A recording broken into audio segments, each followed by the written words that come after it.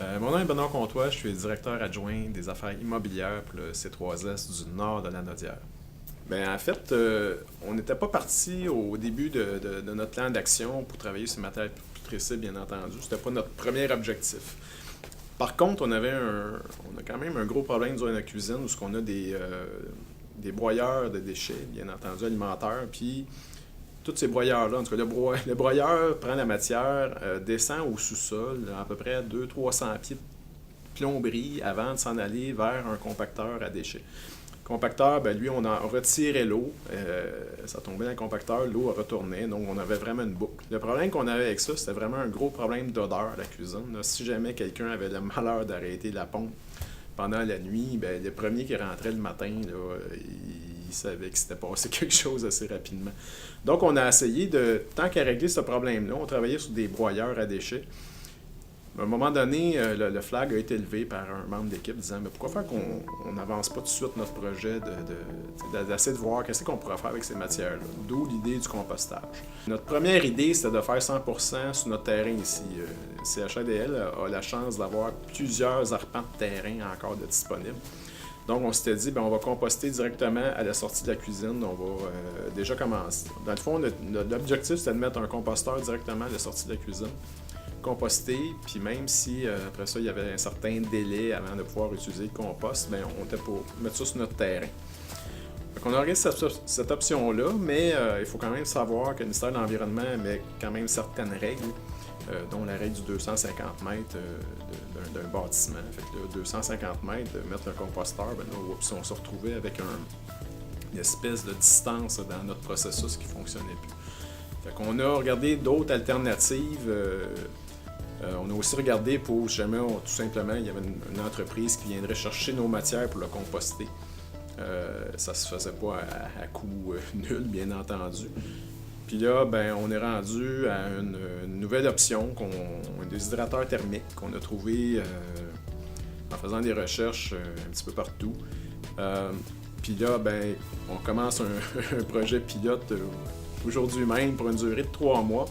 On ne sait pas encore tout à fait ce qu'on va faire avec cette matière-là, malheureusement. On est encore en train de travailler. On fait des relations actuellement avec les écoles en agriculture. Dans d'autres provinces, cette matière-là est utilisée pour faire du compost, aussi de nourriture pour animaux. Fait qu'on est en train de chercher des alternatives qui arrivent là, dans le système.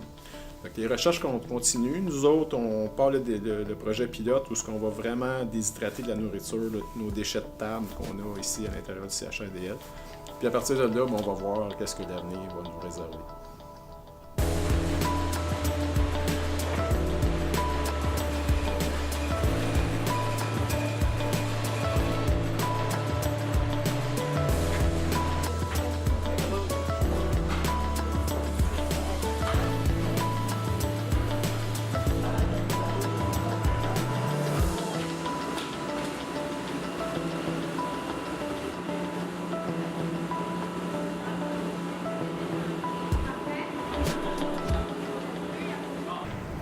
Joël Létu, préposé service alimentaire. Oui, le broyeur, il dégageait beaucoup d'odeur et puis ça s'en allait justement dans l'insulte d'enfouissement. Donc, puis on dépense beaucoup d'eau avec la pompe qui tire tout le temps l'eau. J'ai appris à faire marcher à machine. Je vais le montrer aux personnes qui sont venues ici avec moi à ma place, au lave-chaudron. Non, le système d'utilisation est très facile, 3 boutons. J'ai déjà travaillé ailleurs ici, puis il y a des affaires pas un peu complexes que ça. Je trouve que c'est une bonne machine, je trouve que c'est un bon projet. Ça va être bon pour l'environnement et tout.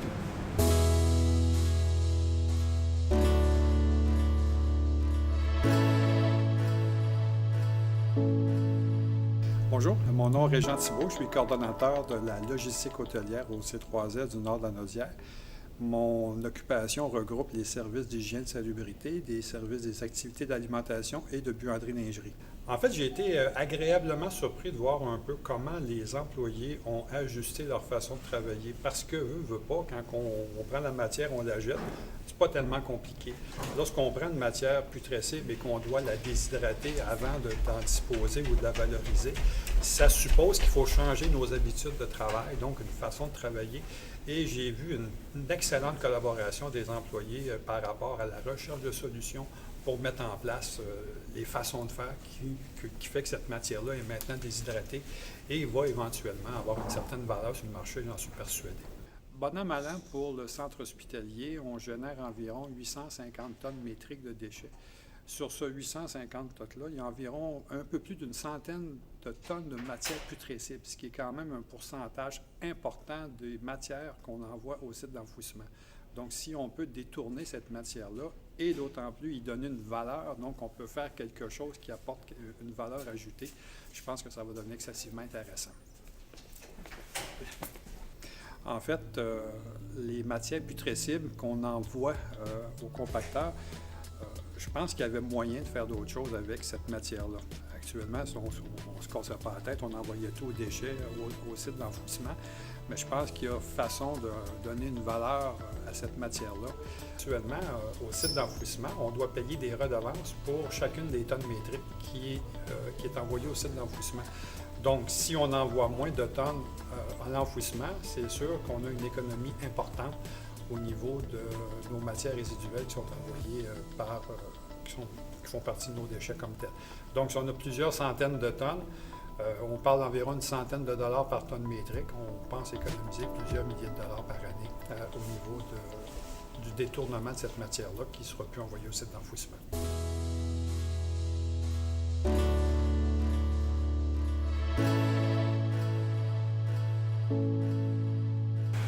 Bonjour, mon nom est Jean-François Ostillier. Je suis en charge de la production alimentaire ici au centre CHRDL.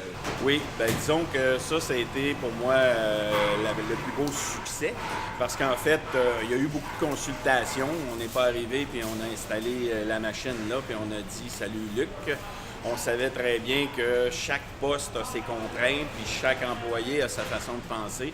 Donc, c'est important pour moi de les consulter, voire même avoir un petit peu leurs idées sur la façon de récupérer la nourriture pour que ça ne change pas vraiment leur tâche quotidienne, puis que ça permette aussi d'en ramasser le plus possible, parce que c'était ça aussi qui est important.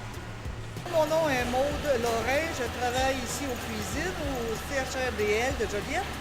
Je me trouve à enlever les bananes, les toasts, le pain, les œufs. Ça fait beaucoup de choses en même temps pour nettoyer un cabaret. C'est sûr qu'encore là, ça serait bon que ça soit structuré différemment. Mais un coup bien structuré, je trouve que l'idée est bonne aussi, là. Très bonne. C'est qu'on l'a fait en équipe, puis je pense que tout le monde s'est impliqué à amener leurs petites idées, leurs petits trucs, puis aujourd'hui je regarde ça, puis toutes les craintes qu'on avait, tout ce que je peux dire, c'est que je suis vraiment fier de mon équipe parce que tout le monde s'est impliqué, puis ça s'est fait en harmonie.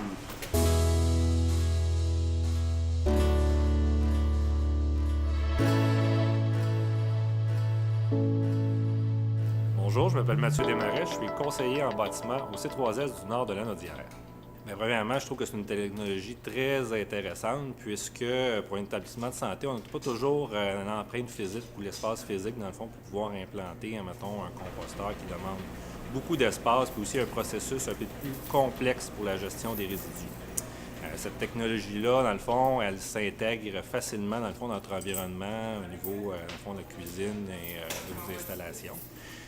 Au niveau de l'énergie, c'est sûr qu'elle consomme un peu plus qu'un composteur, mais quand on considère, dans le fond, tout le coût d'impact, que ce soit le coût d'implantation ou, dans le fond, l'espace physique ou la gestion des matières, bien, ça devient quand même quelque chose qui est plus avantageux, dans le fond, que le compost quand on le regarde de façon globale. En fait, ça a été relativement facile puisqu'un déshydrateur, ça ne demande pas beaucoup, premièrement, d'espace physique, ça a une petite empreinte. Donc, à même nos installations, ça a été relativement facile au niveau des cuisines. Puis d'autre part, au niveau, dans le fond, des installations électriques, bien, dans le fond, ça demande une alimentation normale. Disons que si on avait eu un projet de pilote de composteur, mais là, il aurait fallu repenser un peu tout notre aménagement, puis aussi notre gestion. Disons que présentement, le déshydrateur, c'est ce qui s'intègre le mieux à notre espace physique. Oui, tout à fait. Cette technologie-là est tout à fait adaptée au réseau de la santé.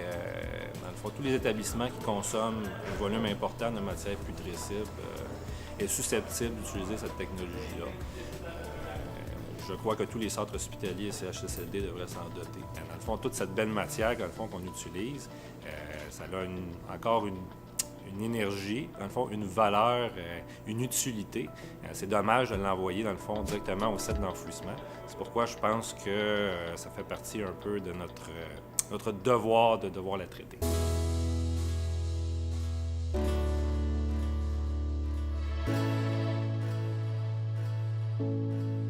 Bonjour, Martin Beaumont, directeur général du Centre de santé et des services sociaux du Nord de Lanaudière. Je vous avouerai bien franchement que quand on m'a parlé de cette initiative-là au tout début, c'était toutes des mots que je ne connaissais pas.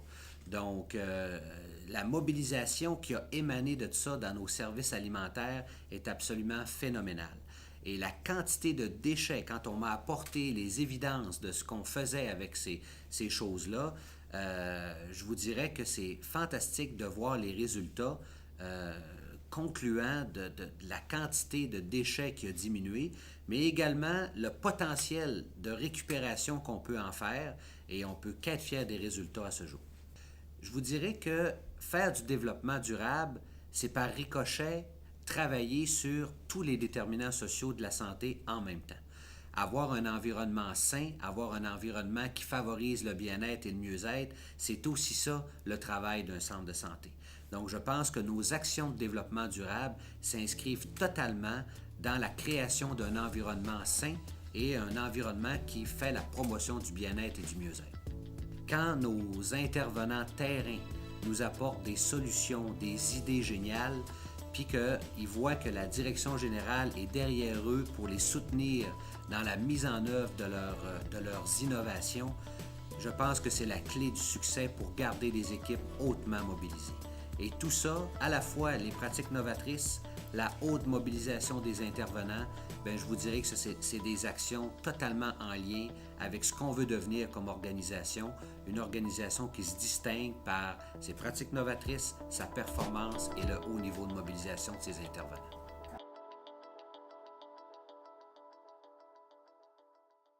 On a approché notre municipalité. Moi, je viens d'une petite municipalité avoisinante où la collecte à 3 voies est déjà débutée.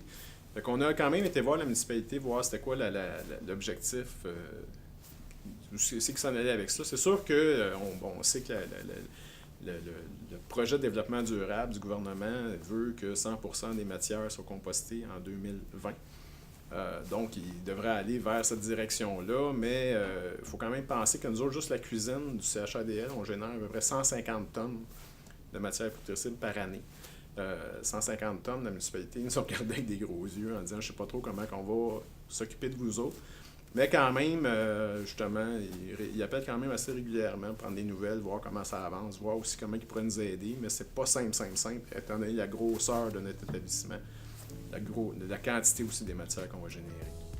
Par contre, on a approché le MAPAC maintenant, justement, étant donné qu'on travaille directement dans la cuisine. Le MAPAC, ils ont levé la main et disait « ça nous intéresse, on est content qu'il y ait quelqu'un qui veut aller de l'avant avec ce dossier-là ». Et puis là, on est en relation avec eux autres pour essayer de voir vraiment quelle analyse qu'on devrait faire, puis quelle étude, puis qu'est-ce qu'on devrait faire pour justement utiliser cette matière-là en deuxième vie. Il y a aussi l'IRDA qui a offert leur aide, surtout pour la partie analyse des matières. Donc, on est en train de regarder comment on va faire comment je dirais ça, fonctionner des échantillons à l'intérieur de vraiment la matière qu'on va générer. Puis eux autres sont en train de nous monter une espèce de protocole d'analyse qu'on va utiliser aussi à l'intérieur de ce processus-là.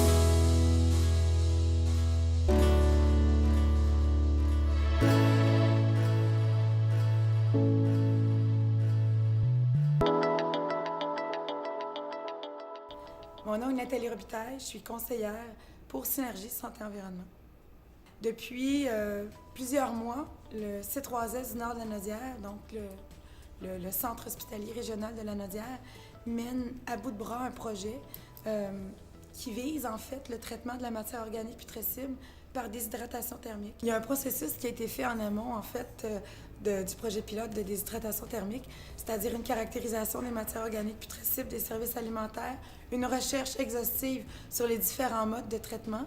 Donc oui, on a eu l'intention d'aller vers le composteur industriel. Malheureusement, les normes environnementales, mais heureusement qu'il y a des normes environnementales, mais malheureusement pour notre projet, la distance entre le composteur et la première habitation, elle n'était pas assez importante pour nous permettre d'installer un composteur industriel. Donc, nous sommes allés vers la déshydratation thermique. Alors, le projet pilote est débuté, ça se passe très bien. Notre défi, en fait, c'est de démontrer que cette matière-là, issue du processus de déshydratation, donc cette matière-là qui est hygiénisée, qui est déshydratée, on doit démontrer qu'elle n'est pas dangereuse pour l'environnement et qu'elle a une valeur aussi, soit pour l'agriculture, l'horticulture, même la nourriture pour les animaux. Donc, le C3S du Nord de la Naudière fait face à ce défi-là, d'où l'importance de travailler en partenariat avec des experts. Donc, la rencontre d'aujourd'hui, on est très, très fiers chez SSE d'avoir pu mobiliser ces gens-là. On est fiers aussi au C3S du Nord de la Naudière. Donc, on avait des gens du ministère de la Santé, parce que cette technologie-là, on ne voudrait pas que ce soit seulement le C3S de la Naudière qui en bénéficie, mais plutôt partager cette expérience-là pour ne pas toujours refaire la roue. Donc, on avait des gens du ministère de la Santé qui sont venus. On a aussi un représentant de l'IRDA, qui est l'Institut de recherche et développement en agro-environnement. Donc, il peut nous aider au niveau de l'analyse de cette matière-là. Et on avait aussi des gens du Cégep de la Naudière qui ont démontré un intérêt dès le début pour ce projet-là. En fait, on est allé les rencontrer et on a expliqué notre projet pilote. Et eux ont élaboré un projet de recherche avec les étudiants dans le but, justement, de trouver une finalité à cette matière-là. OK, donc, je suis vraiment contente d'avoir participé à ce projet-là. Puis, j'ai vu un peu aussi l'enthousiasme de nos étudiants pour travailler dans ce projet-là. Parce que j'ai dû comme... non, il ne faut pas que vous soyez quand même trop nombreux pour ce projet-là, mais une chance que je suis tombée sur pas les meilleurs, mais presque. Donc, c'est ça. Nous, au début de la session, on a eu une proposition d'un projet scientifique dans le cadre de cours de démarche, initiation à la démarche scientifique. Et puis là, on a reçu une poudre de l'hôpital de Joliette. Ils voulaient qu'on regarde ça, qu'est-ce qu'on pouvait faire avec ça en horticulture. Donc, nous, on a pris le temps de la trouver, qu'est-ce qu'elle était, comment elle était stable dans le temps, puis l'effet qu'elle avait sur les plantes. Et donc, maintenant que la nuisance n'est pas là, il va falloir travailler sur la stabilité, il va falloir travailler sur la valorisation de cette poudre. C'est sûr que le projet qu'on vient de terminer, c'est un projet préliminaire et donc ça demande beaucoup plus d'études, beaucoup plus de travaux, de recherche pour aller chercher d'autres avenues aussi. On a regardé, dans le fond, au début, on a regardé aussi si c'était stable. Donc, on a pendant toute la durée du projet, on a gardé des pots à l'arambière. 24 pots à chaque fois. Oui, ça les résultats de Biolab. En fait, ça nous a aussi dit que c'était très riche, presque toxique en éléments nutritifs. Donc, pour une plante, on s'entend. Pour une plante, oui.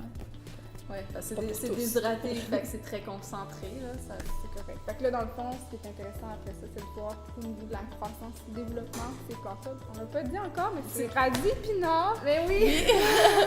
qu'on a utilisé. C'est un légume-feuille, légume-racine. Ouais. Oui, c'est ça. Ça a été des tests faits en serre, donc dans les pots. Donc, il y a aussi des tests en champ à faire.